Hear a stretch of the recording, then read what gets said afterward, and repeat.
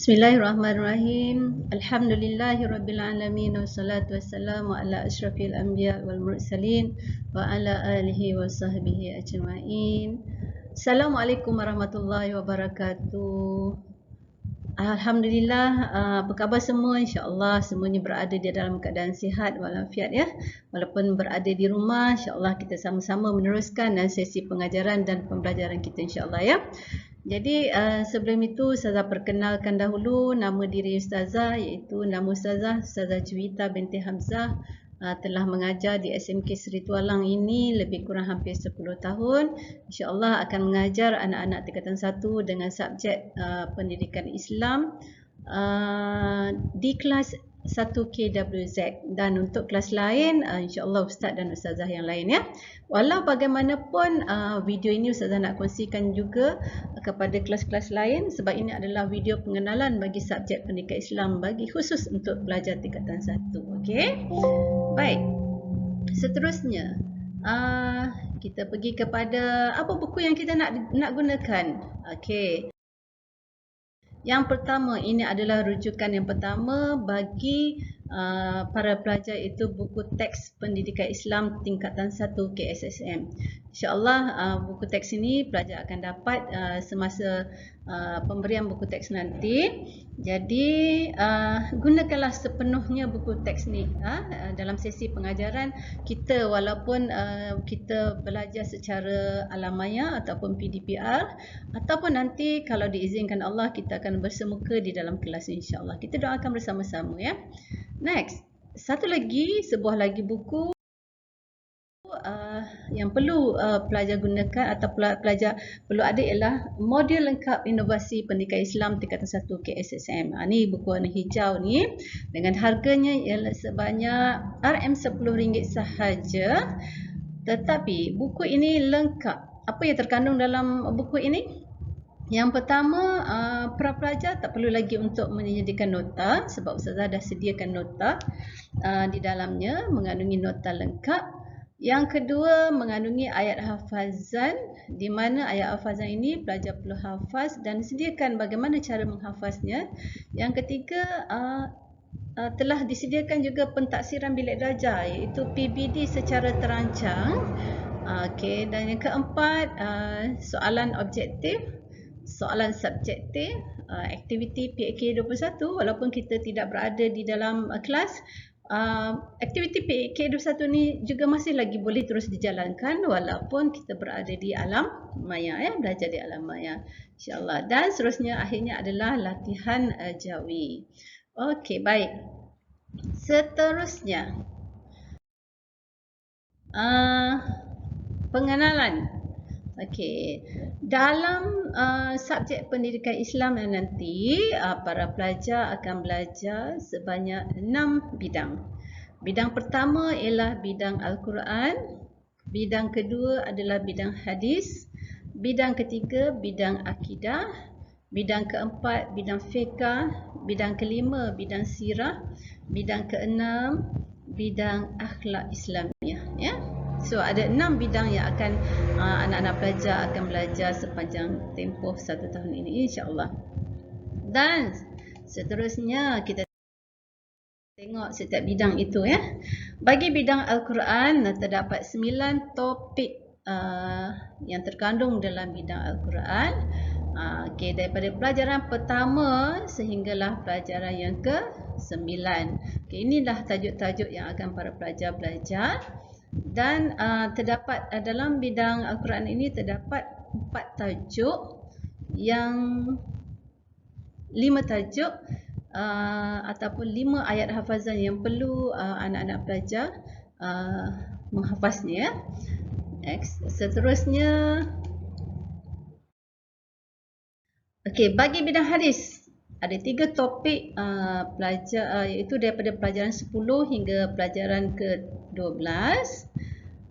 Bagi bidang akidah ada 4 topik, iaitu daripada topik ke-13 sampailah ke-16. Next, dalam bidang fiqh iaitu 7 topik, daripada pelajaran ke-17 hinggalah pelajaran ke-23. Okey, iaitu bidang fiqh ini fokusnya kepada konsep ibadah, bagaimana cara bersuci, sehinggalah kepada tajuk solat. Dan saya percaya anak-anak pelajar tingkatan 1 ini sudah mahir dalam setiap bacaan yang terdapat dalam bacaan dalam solat, ya, insya-Allah. Dan yang kelima, bidang sirah. Ini adalah bidang tamadun Islam yang mana kita akan belajar sebanyak 3 topik, bermula daripada pelajaran ke-24 sampailah pelajaran yang ke-26, bermula daripada tajuk riwayat hidup Nabi Muhammad sehinggalah kepada perjuangan Khulafa' Ar-Rasyidin, dan yang terakhir adalah bidang akhlak Islamiah, iaitu sebanyak 4 topik daripada pelajaran ke-27 sampailah pelajaran ke-30. Jadi sepanjang tempoh tingkatan 1 ini, insya-Allah kita akan belajar sebanyak 30 topik, ya. Okey, nanti kita akan Ustazah akan maklumkan topik-topik apa yang akan dipelajari pada minggu pertama, kedua dalam tempoh PDPR ini, ya. Next. Okey, ini adalah format instrumen pendidikan Islam PT3 mulai 2019. Okey, jadi anak-anak pelajar pendidikan Islam ni tak sama juga seperti anak-anak pelajar semasa di UPSR. UPSR pendidikan Islam ni tidak termasuk dalam subjek UPSR, tetapi pendidikan Islam ini akan dinilai di dalam peperiksaan atau dalam pentaksiran tingkatan 3 nanti, ya, insya-Allah. Jadi apa yang akan diuji dalam PT3? Okey, dia terdapat apakah jenis instrumen yang akan diuji? Ujian bertulis. Pertama ujian bertulis, yang kedua adalah pentaksiran amali solat, tilawah dan hafazan. Ni PATH ni, ya. Okey. Yang kedua, jenis item. Okey, ini jenis item ada aneka pilihan, pelbagai objektif pelbagai bentuk, subjektif respon terhad dan subjektif respon terbuka, dan akhir sekali adalah subjektif berstruktur. Okey, kita tengok dulu ujian bertulis, ya. Okey, ujian bertulis terdapat 5 bahagian. Bahagian A 20 soalan objektif, bahagian B 2 soalan subjektif terdiri pada topik Al-Quran, hadis dan jawi. Bahagian C topik akidah iaitu 1 soalan objektif, bahagian D fiqh 1 soalan objektif, dan bahagian E sirah dan akhlak 1 soalan objektif. Okey, jadi setiap bahagian ini adalah terdiri daripada 20 markah. Jadi kalau 5 bahagian jumlahnya adalah 100 markah. Jadi wajaran untuk 100 markah ini adalah sebanyak 80%. Okey, tempoh ujian adalah 2 jam. Konstruk yang akan dinilai kepada pelajar adalah mengingati, memahami dan mengaplikasi, ya. Okey, next. Kemudian apakah yang akan ditaksir ataupun pentaksiran amali solat, tilawah dan hafazan?